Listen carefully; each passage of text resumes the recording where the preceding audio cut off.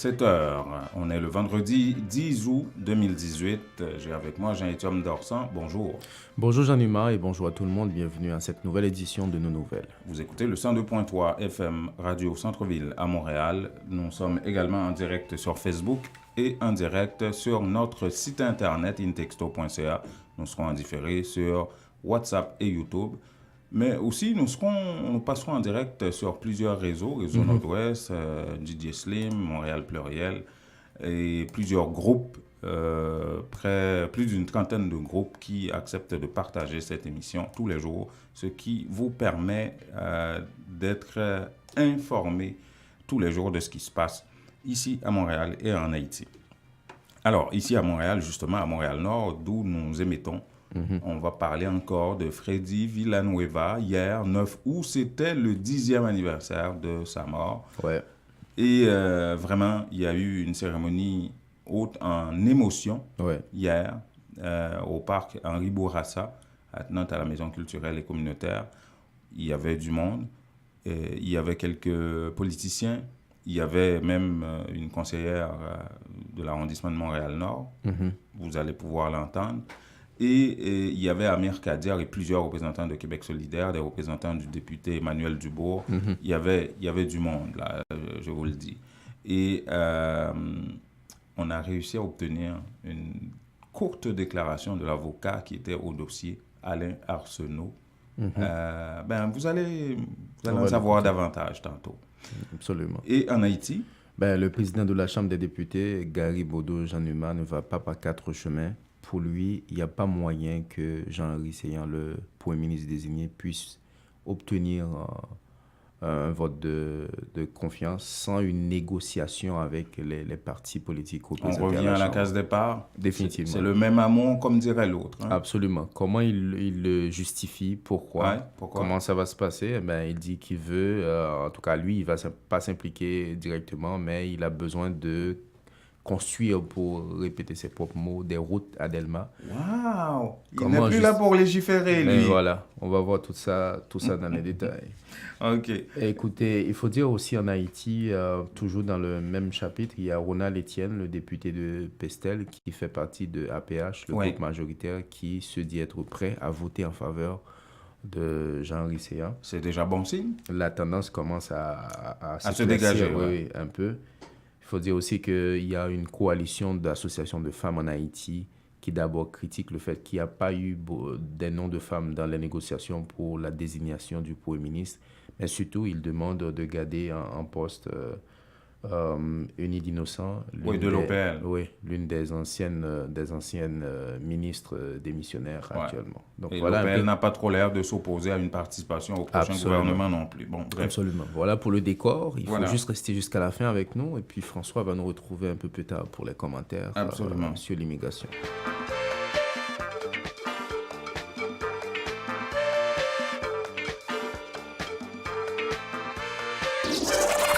La direction générale de Radio Centre-Ville et du Centre interculturel L'Auditoire est fière d'annoncer au public en général et aux auditeurs en particulier que dorénavant, le dernier samedi du mois de mars est retenu pour le gala annuel du 102.3 FM. Oui, la vraie soirée de la diversité culturelle à Montréal va enfin avoir lieu. Lusophone, hellénique, hispanophone, anglophone, francophone, arabophone et créolophone se donnent rendez-vous sous un même toit dans une ambiance féerique afin de donner vie à 5 FM, la vraie radio de la diversité au Québec. La fête va être belle. Vous dormez mal la nuit? Votre matelas vous donne des maux de dos? Eh bien, la Maison du Matelas Confort Plus a le somnifère pour vous. En plus des matelas confortables, vous trouverez chez Confort Plus tous les électroménagers à des prix d'entrepôt. 3 adresses pour vous servir. 5600 Henri Bourassa Est, local 34, téléphone 514 315 46 48. Au 6425 Boulevard Léger à Montréal-Nord, téléphone 514 321 53 98 et au 2940 rue Remembérance à La Chine, téléphone 514 658 93. Votre confort est à la Maison du Matelas.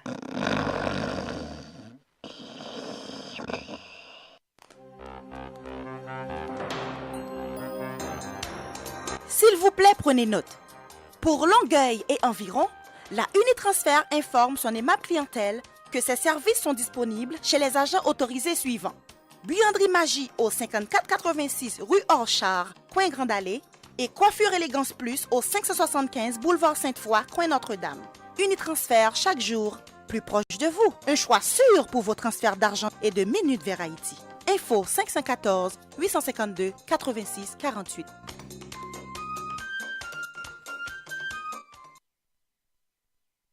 Il y a 10 ans, à cette heure-là, il y avait des jeunes qui jouaient dans un parc. La police venait de tourner le coin. Et exactement à cette heure-ci, il y a eu 4 coups de feu. S'il vous plaît, prenez-vous l'un par l'autre sur les épaules, s'il vous plaît, et rapprochez-vous. Tenez-vous solidement, s'il vous plaît. On va symboliser ces 4 coups de feu-là. Et par la suite, on va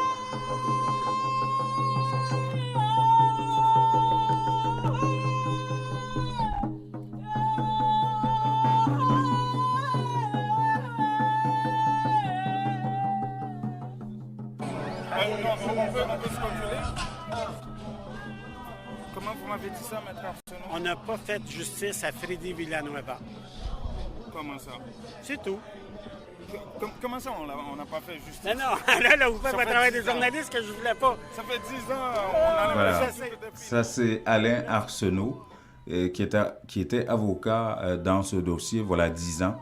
Et comme vous le savez, il y a eu une enquête du coroner, il y a eu un rapport avec des recommandations du coroner Perrault dans ce dossier que l'on croyait terminé, classé, mais ça fait encore, pas jaser, mais ça fait encore couler des salives beaucoup à Montréal-Nord. Réfléchir aussi. Et faire réfléchir aussi.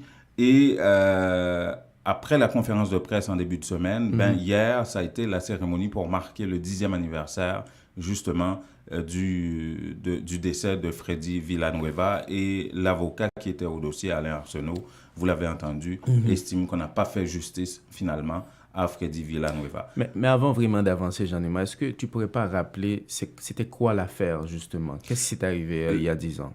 Il y a 10 ans, Will Prosper, au tout début de l'extrait qu'on vient d'entendre, l'a expliqué.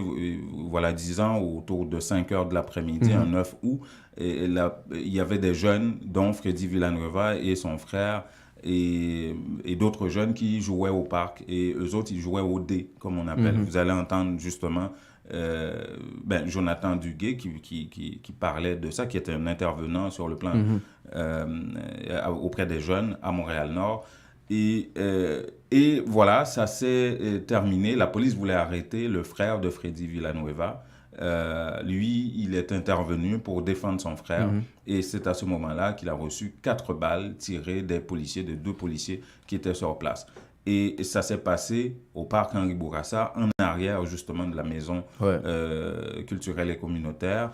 Et depuis lors, il y a eu finalement enquête publique. Il y a eu rapport du coroner et recommandations par rapport à tout ça. Mais là, ce qui préoccupe la communauté nord-montréalaise aujourd'hui, c'est le fait que le comité de soutien, la famille, un peu tout le monde, réclame une murale, à savoir en arrière de la maison communautaire attenante au parc où il a été tué. Il demande à ce qu'il y ait une murale sur le mur, mais ils ne peuvent pas réaliser ça parce que ça appartient à la municipalité et ils n'ont pas l'autorisation de le faire. La ville propose, quant à elle, de créer un parc qu'on appelle Parc de l'Espoir, juste à côté du parc Henri Bourassa. D'ailleurs, c'est en cours de construction, ce parc-là. On reviendra dans ce dossier parce que hier, ils ont décidé de changer le nom du parc qui s'appelle Parc de l'Espoir officiellement en Parc Freddy Villanueva. Ils ont barré carrément le mot espoir avec le nom de Freddy Villanueva et sa photo qu'ils ont collé sur la pancarte que la ville a installée. Hier, ils ont mené cette opération-là à la fin de la cérémonie. Pour revenir à tout ça, on va écouter un jeune qui s'appelle Jonathan Duguay, qui est intervenant auprès des jeunes à Montréal-Nord et qui s'exprimait. Il y a eu beaucoup d'interventions, on reviendra avec les interventions politiques tantôt, et Jonathan Duguay, justement, qui commentait la position de la municipalité de créer une capsule temporelle sur un parc qu'on appelle Parc de l'Espoir. Il n'est pas d'accord avec ça, mais il dit qu'il respecte la décision de la mairesse Christine Black. Christine Black, elle a pris une décision, puis moi je la respecte super beaucoup dans sa décision. Je te respecte, Christine. Mais à la fin de la journée, il faut regarder, on va dire, comment qu'on va pouvoir faire le deuil de tout ça, genre. Puis si on aurait pu régler ça 10 ans d'avance, de s'asseoir avec tout le monde et pouvoir, on va dire, déballer notre sac, puis je te jure, si on aurait eu la plaquette, déjà, on serait même pas ici aujourd'hui on serait ici en train de commémorer. Je suis vraiment désolé. Je suis sérieusement désolé pour votre perte. Je suis vraiment désolé pour votre perte. Je peux juste pas imaginer. Juste pas imaginer. Puis si vous avez des enfants, si vous avez des frères et sœurs, et vous me dites comme ça, vous les voyez à terre, une personne pour rien, pour des fucking dés. Pour des fucking dés. Ok, ouais, tu reconnais son frère, ouais, mais pour des fucking dés. Voilà, l'émotion est vive. Parce qu'il jouait au dé. Ouais. Hein? Et là, on l'a compris, l'émotion est très vive, Jean-Louis. Oh oui, écoute, Jonathan Duguay qui s'exprimait, lui, il était au bord à un poil de pleurer, ou Prosper également. À un moment donné, il a dû contenir ce qui lui arrivait des tripes, là, parce qu'il ne voulait pas montrer ça, mais il a eu, pendant son intervention, au moins 2 minutes de silence où il ne pouvait plus parler. Et là, on sait qu'il y a pas mal d'autorités aussi qui ont été là. Oui, absolument. Il y a eu le député sortant de Québec solidaire, Amir Kadir, qu'on aura écouté tantôt. Et il y a eu des représentants du député Emmanuel Dubourg qui étaient là. Il y avait beaucoup de représentants de Québec solidaire, mais aussi il y avait une représentante de l'arrondissement de Montréal-Nord, des responsables de communication aussi. En tout cas, l'arrondissement était représenté à la cérémonie. Et ça s'est bien passé malgré toute la tension toute la tension et l'émotion qu'on pouvait ressentir. Mais ça a été une cérémonie extrêmement civilisée, bon enfant, et tout le monde s'est exprimé. Et René Chantal Bellinga dit, écoutez, moi, je suis là d'abord en tant que maman, en tant que membre de la communauté noire, des communautés culturelles. Et elle dit que son fils va devoir aller à la même école que fréquentait Freddy Villanueva au moment de sa mort. Mais elle est là aussi pour écouter tous les membres de la population, être à l'écoute de la population par rapport à ça, même si, selon elle, la décision de la ville d'opter pour une capsule temporelle et une place de l'Espoir au lieu de place Villanueva ne risque pas de changer. Donc, le canal de communication doit demeurer ouvert et c'est évident que nous sommes bien sûr un caucus qui représente la grande diversité de Montréal-Nord. Je suis conseillère du Nord-Est, je suis issue des communautés noires. C'est évident que notre caucus est très fort pour ça aussi parce que on est très diversifié dans notre posture et notre vision. Par contre, je crois que dans des enjeux aussi importants, c'est important d'entendre et de rester sur le terrain pour comprendre les enjeux. Et comment est-ce que cette écoute-là, selon vous, permettra à l'arrondissement de changer de position? À cette étape-ci, je ne peux pas vous donner de réponse. Je crois qu'il faut rester à l'écoute, il faut rester ouvert, il faut s'assurer aussi que tout le travail aussi de nos acteurs et puis même des activistes, je le dis avec beaucoup de franchise, font un travail qui permette justement d'entendre des préoccupations qui parfois étaient mal communiquées. Tout le monde a sa place dans l'échiquier. Il faut garder les canaux de communication ouverts partout pour justement continuer à cheminer comme communauté. Une autre réaction, c'est celle de Amir Kadir. Et pas des moindres, il y va fort. Hein, et Jean-Étienne, écoute ça, Amir Kadir parle d'assassinat, carrément, dans l'affaire de Freddy Villanueva. Je lui dis, mais vous pesez votre mot, là? Ben, écoutez. La commission d'enquête a démontré qu'il y avait vraiment eu profilage, que Freddy Villanueva n'avait rien à se reprocher, mais au-delà de ça, il n'y a pas eu vraiment de conséquences majeures pour ceux qui ont perpétré ce qui relève d'un assassinat. Il n'y a même pas eu d'admission véritable. Pesez votre mot là. Oui, parce que en fait, c'est la culture policière qui assassine. C'est pas le policier lui-même.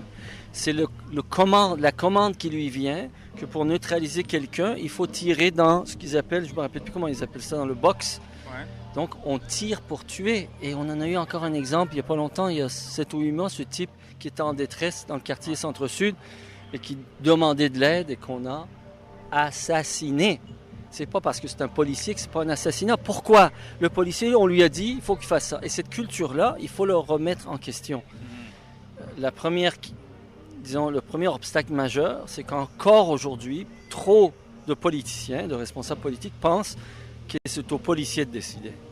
Pensent que c'est à eux de définir les termes de l'engagement terrain. Ça, c'est une erreur. Parce que cette logique policière, en Amérique du Nord, mène au pire excès. Comme on le connaît aux États-Unis, des milliers de jeunes hommes noirs sont tués par les balles, blessés et esclopés à vie ou sont en prison à cause de cette culture. Et il faut cesser ça. Voilà. Amir Kadir, député de Québec solidaire, député sortant de Mercier d'ailleurs, il n'est plus candidat pour le poste de député. On a François.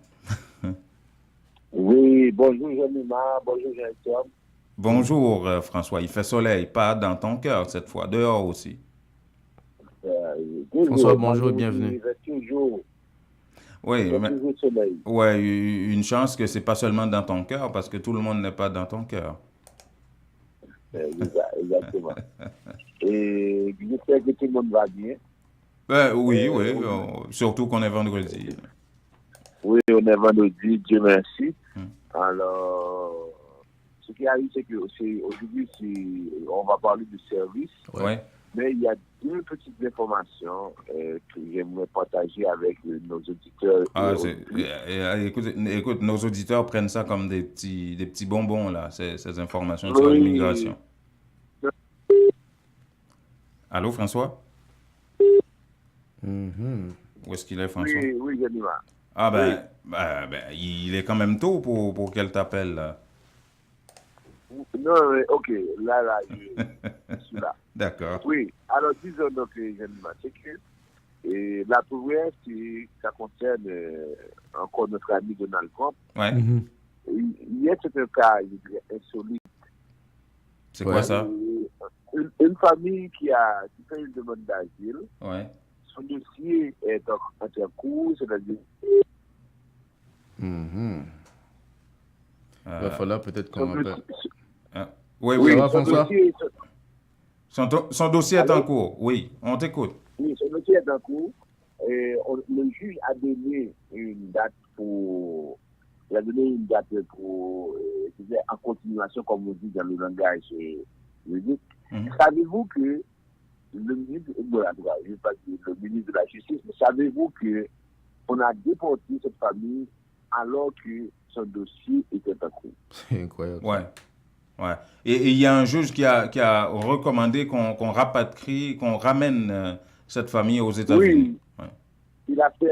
Il fait rebousser chemin à un avion. C'est incroyable. Mais tu imagines à quel point que les États-Unis avec Donald Trump, avec oui, mais il y a des cas comme ça là ici aussi qui se passent. Non, François? Ici au Canada. Non, mais quand ça veut dire que si on peut faire une erreur, par exemple, on convoque quelqu'un, on pense que cette personne-là n'avait pas de... On pense que cette personne-là, par exemple, n'avait pas...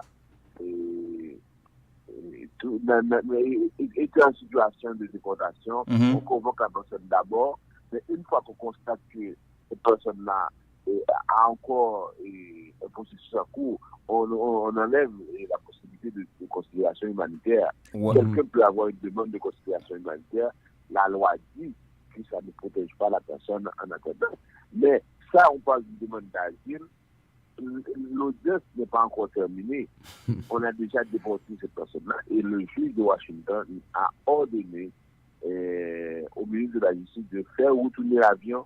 Et si jamais il ne le fait pas, ça va être considéré comme outrage à la justice et ce sera très public.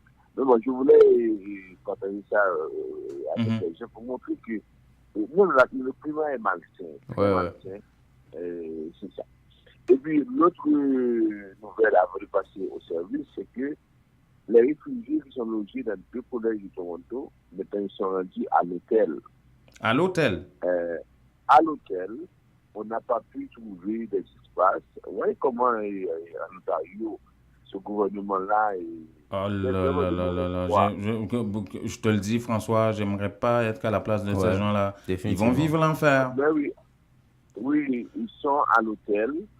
Et là, maintenant, on dit que ça va coûter beaucoup. Oui, c'est une question de facture. Les directions des hôtels sont très contentes. Très contents. Qu'est-ce que tu veux? 731 réfugiés ont été dirigés vers des hôtels. C'est une facture à l'eau de mer, très salée. Oui, on dit que c'est ça. C'est vraiment... déjà, on pourrait voir 64 millions. On dit que ça va coûter 64 millions et demi de dollars. Oh là. C'est ce qu'on voulait voir, c'est les chiffres. Non, mais c'est vraiment. Alors là, des fois, en voyant ça, et j'ai l'image avec ça, vous pouvez des fois comprendre pourquoi les gens qui sont issus de la société d'accueil, ils sont un peu inquiets ou bien ils se posent des questions.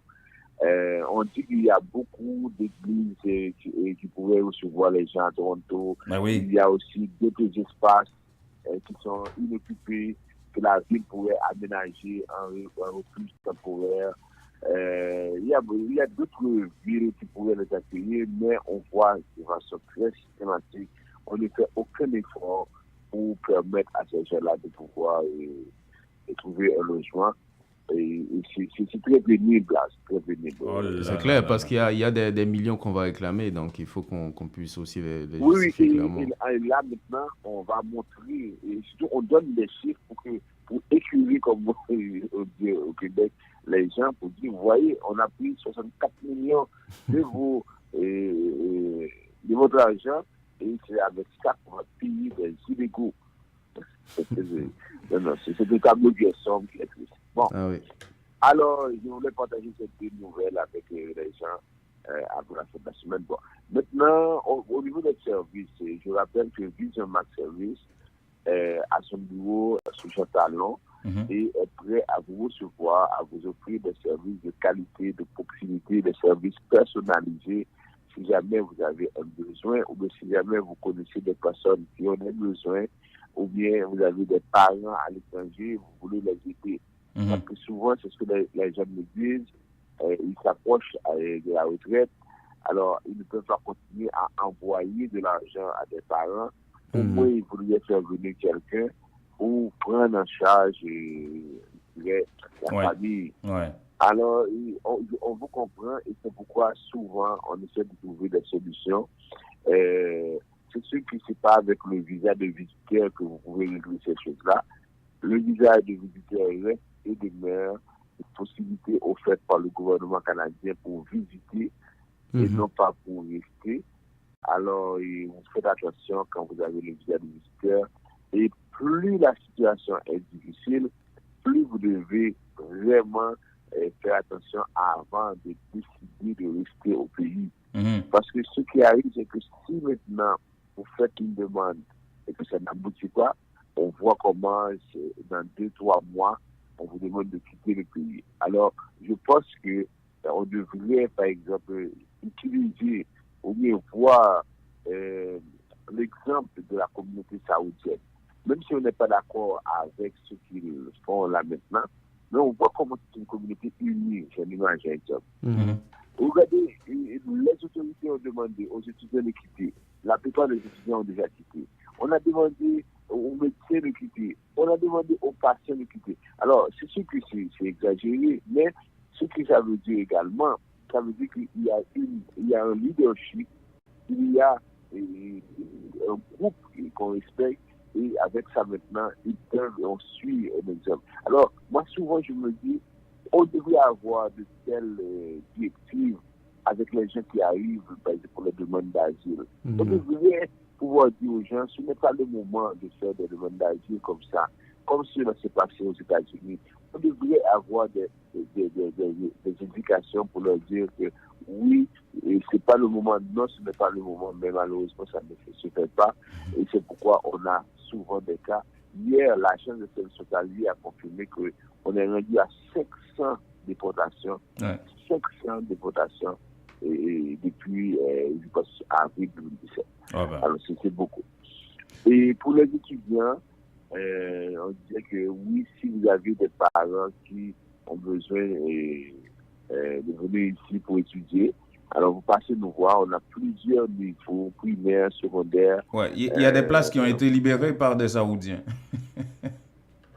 Oui, ces Saoudiens-là sont déjà venus dans les quotas des années précédentes. Ouais, ben, ok.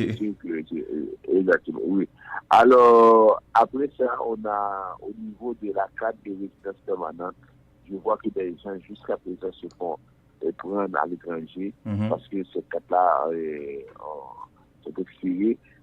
Moi, je pense que jusqu'à présent, les gens ne comprennent pas que pour voyager, pour retourner au pays, ça vous prend la carte de résidence permanente. Ouais. C'est la seule utilité de la carte, même s'il y en a qui utilisent ça comme des pièces d'identité, mais la seule utilité, c'est pour voyager, pour retourner au pays.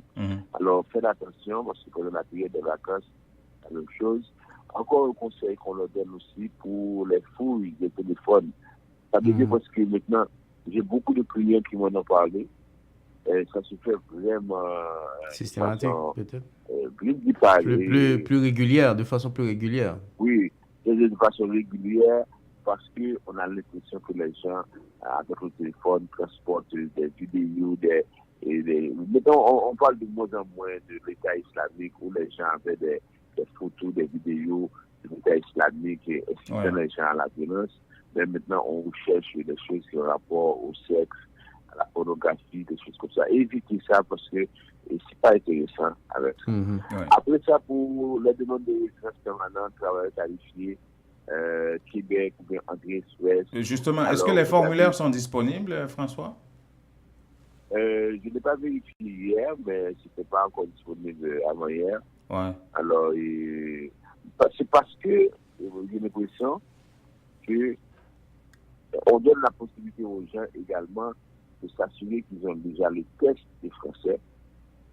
Parce qu'il y en a à qui le test de français, c'est à part. Et comment on fait ça? Mais soit à l'Institut français ou bien sûr, la personne est au Canada, elle peut faire ça à plusieurs écoles qui sont accréditées par la Chambre de commerce et d'industrie de Paris. On peut faire ça. Ensuite... Ah oui? Mais quelqu'un qui est en Haïti peut faire ça, peut aller faire ça à l'Institut français pour le Québec, c'est ça? Oui, ou bien à l'Institut français de Saint-Domingue. Okay. Parce que ça se fait chaque 6 mois en Haïti, mais tandis qu'en République dominicaine, ça se fait chaque mois. Parce que les gens pensent que la déclaration d'intérêt, c'est juste d'envoyer un courriel et puis c'est fini. De faire cette demande-là. C'est comme ça. Et puis, il y a cette désinformation où la personne pense que Québec est en train de faire venir des milliers de personnes là. Alors, souvent, on leur dit, et s'ils écoutent nos nouvelles chaque jour, on leur dit, c'est pas ça. Ce n'est pas ça du tout. Ça veut dire que c'est une possibilité qu'on offre aux gens qui sont qualifiés. Il y a 3 critères à partir desquels on va définir si oui ou non la personne est éligible au départ. C'est quoi le domaine de formation? Est-ce que votre domaine fait partie de cette liste? Deuxièmement, avez-vous de l'expérience professionnelle? Et troisièmement, quel est votre niveau en français? Alors, si vous n'avez pas fait de test de français, même si vous envoyez un courriel, ça veut dire que vous n'allez pas recevoir d'invitation parce qu'on ne sait pas à quel niveau de français vous êtes rendu. Si vous faites par exemple une demande et que votre formation ne fait pas partie de la liste, vous perdez du temps parce que là, ça ne fonctionnera pas. OK. Alors, j'espère que les gens comprennent ça. Donc, il faut appeler François pour plus de détails et précisions. À quel téléphone? C'est à 438-876-9398. 438-382-9398. En Haïti, nous avons aussi le bureau qui offre des services. C'est 48 20 78 18, 48 20 78 18, 22 09 76 82. C'est un plaisir de vous servir pendant la semaine. On se revoit, on continue lundi prochain. Voilà. Un bon week-end, François. Il fait soleil partout, même dans ton cœur. Oui, exactement. Voilà. Salut François. Les meilleurs produits pour la beauté de la peau se trouvent à Essence de Beauté. Aux quatre coins du monde, les produits Essence de Beauté vous rendront inévitablement splendide. Pour les acnés, peau sensible, peau sèche, peau grasse, Essence de Beauté. Avec les produits nettoyants, hydratants, revitalisants de Essence de Beauté, une visite s'impose aujourd'hui même au Petit Royaume de la Beauté, 72 34 rue Saint-Hubert, au coin de Jean Talon à Montréal, ou encore composez le 514 273 56 66, New York, au 182 17 Jamaica Avenue, 718 454 14 36. Que regardez-vous sur votre tablette? Une annonce incroyable. Réduction, rabais à gogo, prix PI. Cosmética multi-ethnique à baisse ses prix et ça ne va pas s'arrêter. Les prix les plus bas. L'entrepôt des produits de beauté cite aussi de nouvelles promotions comme les tresses expression liquidées à seulement 4,25 $. Cosmética multi-ethnique, une vaste sélection de styles, de marques et de types de produits de beauté en tout temps. Si vous trouvez moins cher ailleurs, Cosmética multi-ethnique vous rembourse le double la différence. Cosmética multi-ethnique 4290 et Bélanger à l'est du boulevard P9. Téléphone à 514 89 5429. J'adore Cosmétique multi-ethnique. La beauté, à petit prix, ça marche. Ou al fait affaire avec une compagnie de green gauche tête bobèche pour régler dossier immigration au Canada pour te faire économie bout de chandelle ou à venir plein on prend refus parce que dossier mal préparé, formulaire t'es mal rempli ou même qui te voulait ça me t'es parlé. Tu vois, pour le même genre de dossier, Ti George WhatsApp, Fanny, Madame Joe Facebook et moi-même avions tous obtenu satisfaction pour avoir fait affaire avec Vision Max Service, cabinet spécialisé en immigration. Vous qui rêvez d'immigrer, d'étudier au Canada ou tout simplement de visiter le pays, Vision Max Service. Vous comptez demander un super visa, venir investir ou vous établir en tant que travailleur qualifié. Vision Max Service, un label de qualité. Vision Max Service, c'est le travail de professionnels qui étudie, traite, suivent votre dossier. Il vous conseille, vous encadre, vous accompagne dans toutes vos démarches pour des résultats 100% excellents. 273 Lalu coin Ruelle Vaillant, Port-au-Prince, Haïti. Téléphone 48 20 78 18, 22 09 76 82. Montréal 438 876 93 98. –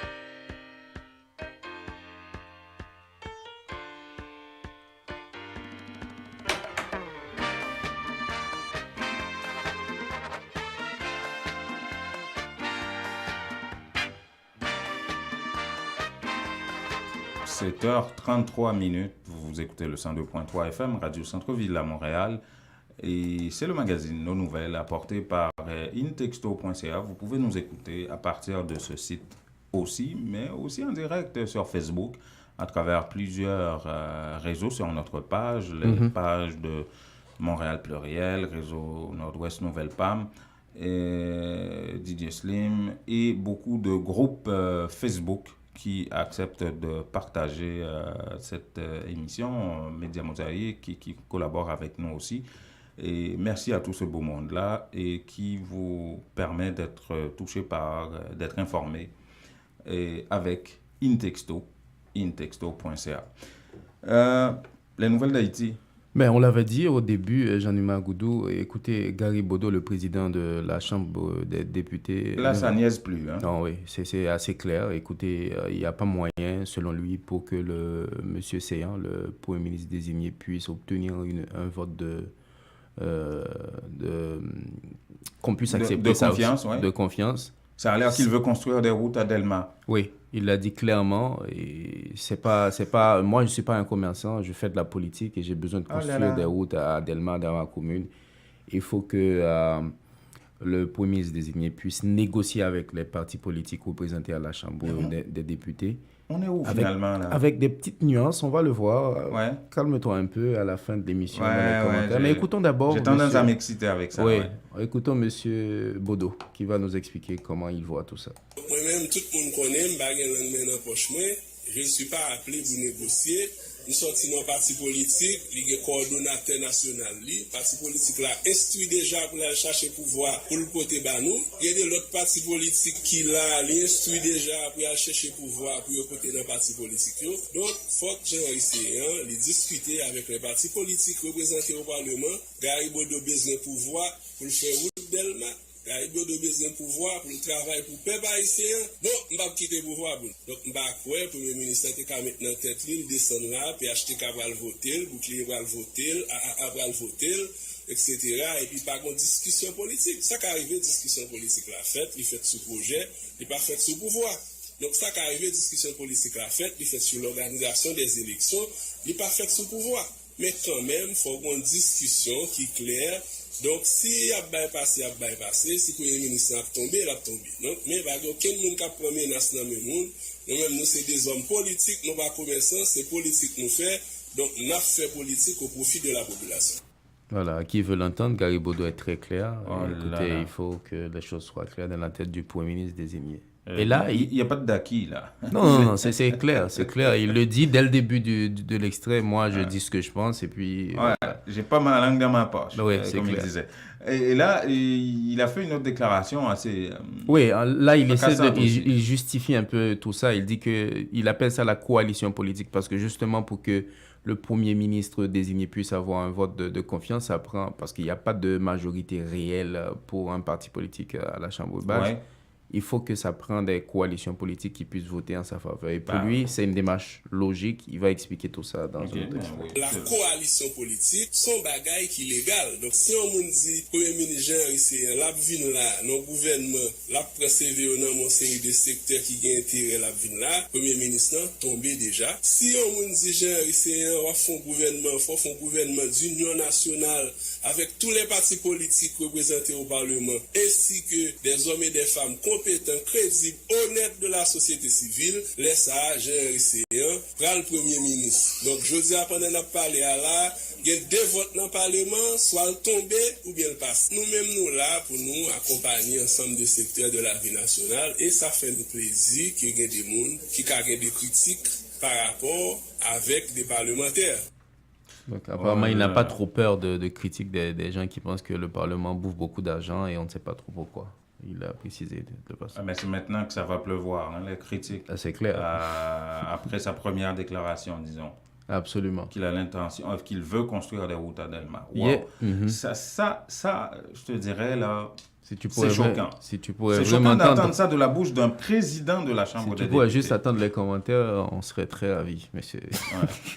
Ben écoutez, c'est pas tout. Jean-Numa Goudo, Garibodo presse aussi le monsieur Séan à venir déposer ses pièces. Tu te rappelles, hier, on avait parlé de la lettre qu'on avait envoyée formellement. La première secrétaire qui avait envoyé ça. Mais là, lui, il dit qu'il a appelé directement monsieur Séan pour lui dire, écoutez, on est pressé, il faut que... Il l'a appelé. Ben oui. Il lui met la pression comme ça. Ouais. Ok.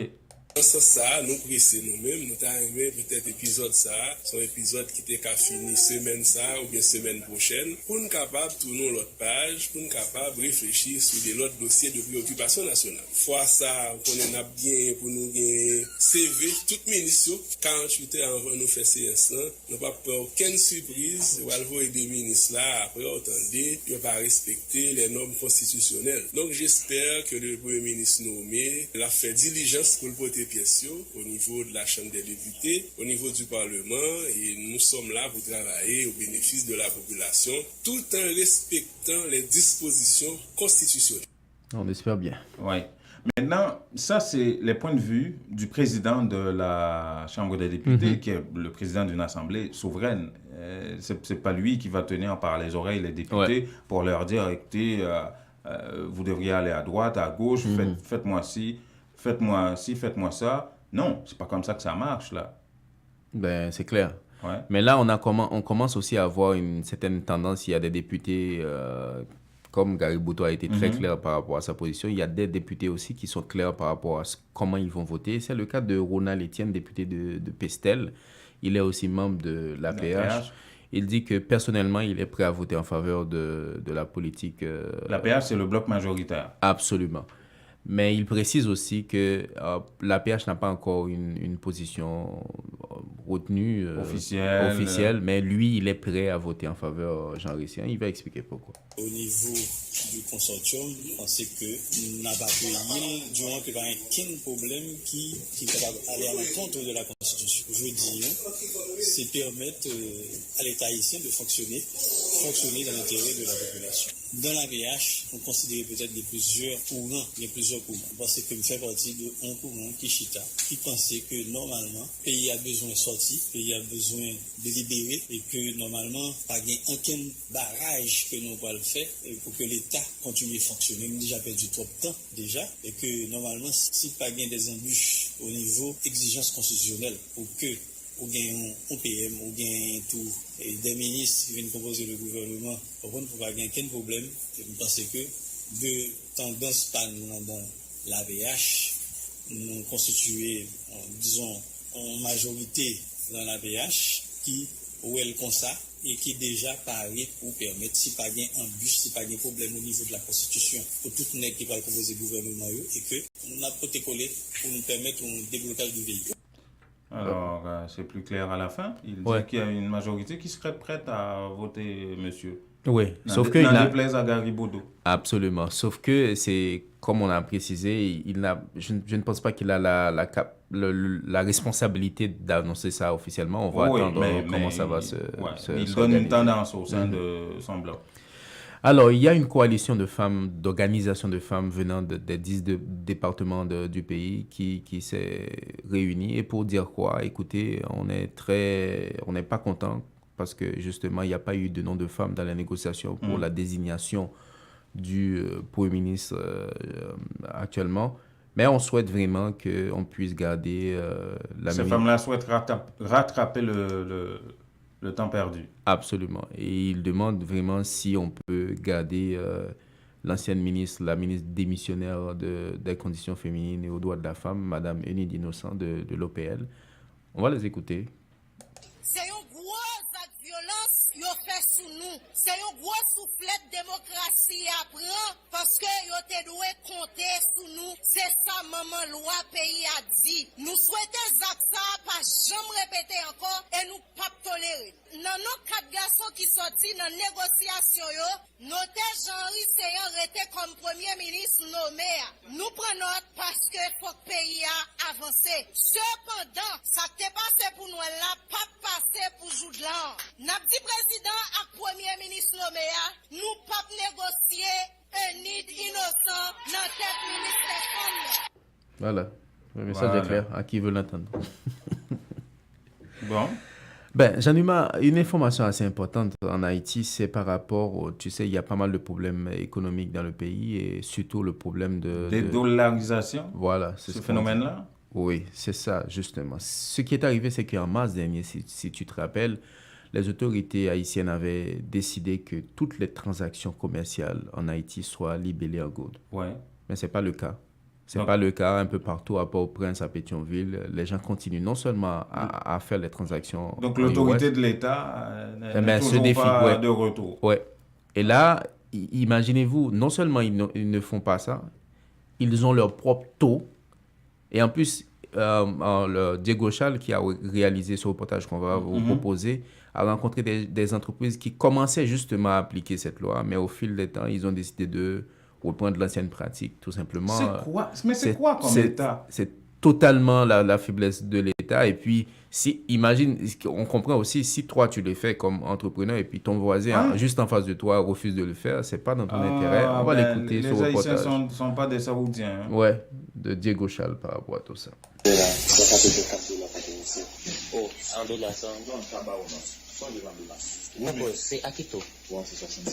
s'agit là d'une preuve flagrante de la violation de l'article 5 de l'arrêté portant obligation de libeller et d'effectuer en gros les transactions commerciales sur tout le territoire national. Le dit article stipule que les prix des biens et services sont obligatoirement et uniquement affichés et payés en gourde. Cette situation est pareille dans de nombreuses grandes entreprises commerciales, que ce soit à Delmar, Pétionville ou à Port-au-Prince. Les agents réclament en dollars américains le paiement des biens et services offerts à leurs clients, mais acceptent l'équivalent en gourde. Cependant, ils fixent leur propre taux de change. C'est le cas par exemple de ce grand restaurant situé en plein cœur de Pétionville. 70 gouttes pour $1.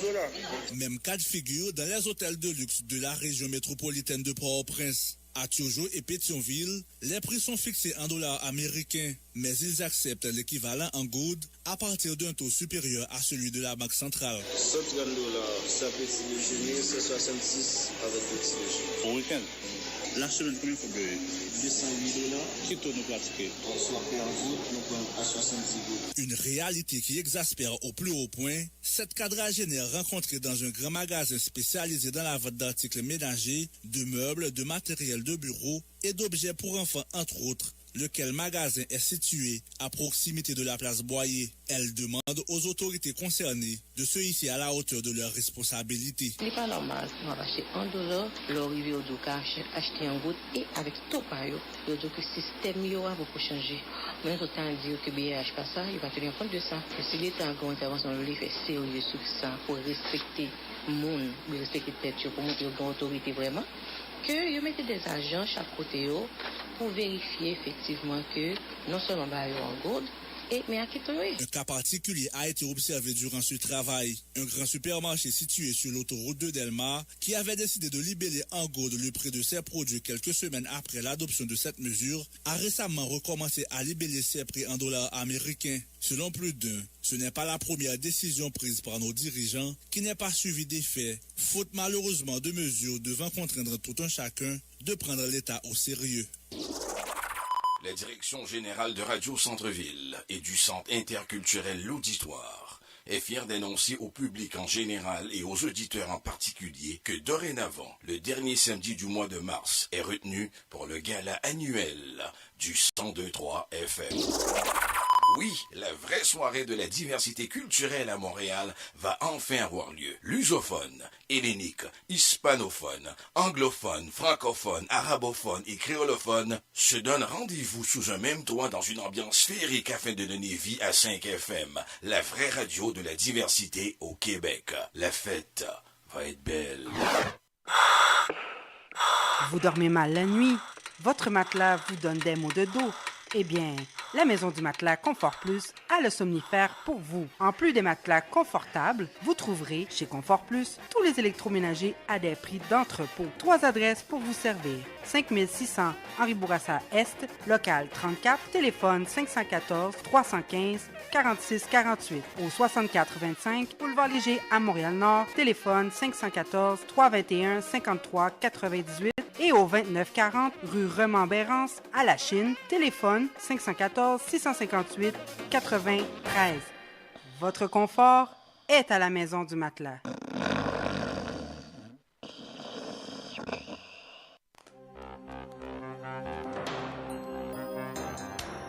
S'il vous plaît, prenez note. Pour Longueuil et environ, la Unitransfert informe son aimable clientèle que ses services sont disponibles chez les agents autorisés suivants. Buanderie Magie au 5486 rue Orchard, coin Grande Allée, et Coiffure Élégance Plus au 575 boulevard Sainte-Foy, coin Notre-Dame. Unitransfert chaque jour, plus proche de vous. Un choix sûr pour vos transferts d'argent et de minutes vers Haïti. Info 514 852 86 48.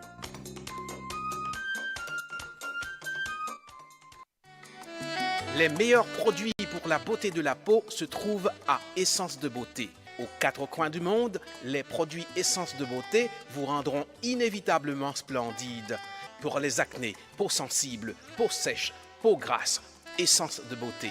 Avec les produits nettoyants, hydratants, revitalisants de Essence de Beauté, une visite s'impose aujourd'hui même au Petit Royaume de la Beauté, 7234 rue Saint-Hubert, au coin de Jean Talon à Montréal, ou encore composez le 514 273 56 66, New York, au 182 17 Jamaïca Avenue, 718 454 1436. Que regardez-vous sur votre tablette? Une annonce incroyable. Réduction, rabais à gogo, prix PI. Cosmética multi-ethnique baisse ses prix et ça ne va pas s'arrêter. les prix les plus bas. L'entrepôt des produits de beauté cite aussi de nouvelles promotions comme les tresses expression liquidées à seulement 4,25 $. Cosmétiques multi-ethniques, une vaste sélection de styles, de marques et de types de produits de beauté en tout temps. Si vous trouvez moins cher ailleurs, Cosmétiques multi-ethniques vous rembourse le double la différence. Cosmétiques multi-ethniques 42,90 et Bélanger à l'est du boulevard P9. Téléphone 514 89 529. J'adore Cosmétiques multi-ethniques. La beauté à petit prix, ça marche. Ou al fait affaire avec une compagnie de green gauche tête bobèche pour régler dossier immigration au Canada pour te faire économie bout de chandelle ou à venir plein on prend refus parce que dossier mal préparé, formulaire t'es mal rempli ou même qui te voulait ça m'te parlé. Tu vois, pour le même genre de dossier, Ti George WhatsApp, Fanny, Madame Joe Facebook et moi-même avions tous obtenu satisfaction pour avoir fait affaire avec Vision Max Service, cabinet spécialisé en immigration. Vous qui rêvez d'immigrer, d'étudier au Canada ou tout simplement de visiter le pays, Vision Max Service. Vous comptez demander un super visa, venir investir ou vous établir en tant que travailleur qualifié. Vision Max Service, un label de qualité. Vision Max Service, c'est le travail de professionnels qui étudie, traite, suivent votre dossier. Il vous conseille, vous encadre, vous accompagne dans toutes vos démarches pour des résultats 100% excellents. 273 Lalu, coin Ruelle Vaillant, Port-au-Prince, Haïti. Téléphone 48 20 78 18, 22 09 76 82. Montréal 438 876 93 98.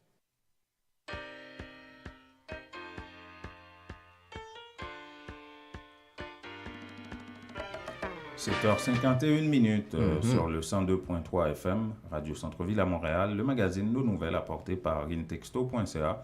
Vous pouvez nous écouter à partir de ce site et vous nous écoutez également sur Facebook, vous nous regardez aussi. Et nous serons en différé sur WhatsApp et YouTube. Alors, Jean Guisséan, hier, on le disait, ça sera technique ou politique. Ça a l'air que ça sera plus politique que technique. On a la réponse avec Gary Bodo, le président de la Chambre des députés. Je pense que M. Bodo dit tout haut ce que beaucoup d'autres députés et sénateurs font tout bas ou pensent tout bas. Parce que, écoutez, c'est pas d'un jour, avec juste la déclaration de Lambert, on ne sait même pas si ça va se faire que tous les députés allaient finir, ou les sénateurs allaient finir avec cette pratique de négocier les postes, etc. Ce qui est mauvais vraiment pour leur mission de contrôle et autres. C'est la réalité, aussi. Absolument. Justement, c'est le deuxième point que je voulais faire. En termes de perception, c'est un très, très mauvais message que M. Bodo envoie. Je ne sais pas s'il a pris le poids de son discours politique, communication politique. Dans ce contexte, quand tu viens faire des déclarations comme ça, comme président il a quand même tenté de nuancer en disant que les discussions, les négociations pouvaient se faire sur des projets, sur des ci, des ça. Il a pris la précaution de ne pas mentionner l'attribution de postes, soit de ministre ou de directeur général.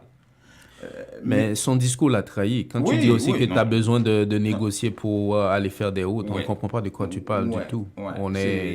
Là, quelque part, non, on doit se poser des questions. Mais ce qui est le plus choquant là-dedans, c'est le fait que le président de la Chambre des députés, député de Delma, ait déclaré qu'il a besoin de construire des routes à Delma. Vous êtes député. Votre rôle, votre fonction première, c'est de légiférer. Ce n'est pas de construire des routes. Ça appartient au gouvernement, au ministère des Travaux publics, dans le cadre de projets global pour un pays. C'est quoi l'histoire de venir justifier le vote de confiance ou non d'un Premier ministre par rapport à la construction de routes à Delma? Une autre chose assez importante à souligner, je pense que c'est un message clair que M. Bodo envoie à Jean Risséan. Peut-être que des tentatives de négociation n'ont pas abouti. Je vais t'expliquer pourquoi je pense ça. Parce que là, il est clair, direct, précis. Si tu penses que tu vas venir ici sans négocier avec les partis politiques représentés à la Chambre basse, tu n'auras pas un vote de confiance. Ça, c'est un. Deuxième chose, Jean-Numa, quand on sait que, justement, dans ce contexte où on parlait beaucoup que le Parlement ne voudrait pas s'impliquer dans le choix de tout ça, et M. Bodo, comme responsable politique, il sait ce que ça veut dire quand tu fais des déclarations comme ça dans la presse, et il est en train de mettre beaucoup de pression sur Jean-Henri Seyhan pour venir déposer ses pièces. Non, ce n'est pas juste hier. Depuis le week-end dernier, justement, depuis les consultations. Ça veut dire quoi? Tu te souviens qu'il avait tweeté que les discussions étaient compliquées avec le chef de l'État. C'est justement de ça qu'il discutait. Oui, c'est la même complication qui continue dans le sens que apparemment, Jean-Henri Seyhan n'a pas encore dit ce qu'il devait dire, en tout cas pour M. Bodo. Et il le dit clair, c'est pas juste au téléphone où il faut que tu fasses ça. Ouais. Si tu penses que génial, je vais te dire ça devant tout le monde et tu vas comprendre. Si tu vas venir ici sans négocier. Et aujourd'hui, il est pressé au point qu'après une lettre adressée par la première secrétaire du bureau de la Chambre, il a appelé directement au téléphone le Premier ministre pour lui dire, écoutez, on est pressé. C'est comme tu veux pas finir avec vous. Justement, comme tu veux. Voilà. Si tu ne veux pas négocier, écoutez, viens vite là, on est prêt. Tu veux pas négocier, apporte tes affaires, on va te montrer ce qu'on peut faire. Et puis voilà, c'est ça la réalité. Et c'était grave, comme je te dis. Mouvements et puis on passe au prochain qui sera le mien. En termes de communication politique, ça veut dire les deux choses. Ça veut dire d'une part, écoutez, il faut venir, on va te montrer ce qu'on peut faire. Les politiciens, ce qu'ils ne comprennent pas, c'est que les mots ont leur poids. On ne joue pas avec. Non, les mots ont leur poids. Dans la communication politique, les mots ont du poids. Et dépendamment de comment est-ce que vous les agencez, ça a du poids. Absolument. Et ça reste dans l'histoire, c'est gravé là. Après tes parcours, un seul mot que tu dis de façon émotionnelle ou quoi que ce soit. C'est pourquoi ça prend des spécialistes en communication politique pour t'aider. Vous avez beaucoup de budget, prenez des gens puis vraiment qui puissent vous aider. Ça, c'est décevant. L'autre déception, c'est vraiment on assiste à un état poltron. C'est pas seulement... Je ne dirais même pas faible. C'est plus grave que ça. Moi, je pense que c'est pas seulement à ce niveau-là. C'est pas seulement au niveau de... Je pense que tu parles du dollar. C'est partout. Ouais. C'est à tous les niveaux du gouvernement, il y a ce problème. Je vais t'expliquer pourquoi. Qu'est-ce qui arrive ici, Jean-Emma? Si tu as une contravention, par exemple, même si tu n'as plus beaucoup d'argent sur ton compte, tu vas le payer parce que tu sais que quelque part, il va falloir que tu auras des sanctions. Mais c'est ça justement le problème en Haïti. Il n'y a pas d'état de droit. Je ne fais pas ça, j'ai un député. Pour personne. Pourquoi? Parce qu'il n'y a pas d'état de droit. Je vais appeler un député et puis tout le monde va se calmer là et puis c'est fini. Mais il faut qu'on décide ce qu'on veut faire avec ça. Ce qu'on veut faire au pays. Là, vous dites que vous voulez combattre la corruption et autres. Vous prenez des décisions que vous-même, vous ne pourrez pas asseoir. Ça n'a pas d'allure. 57 déjà. Lundi, 7h. Une nouvelle édition. Au revoir, mesdames et messieurs.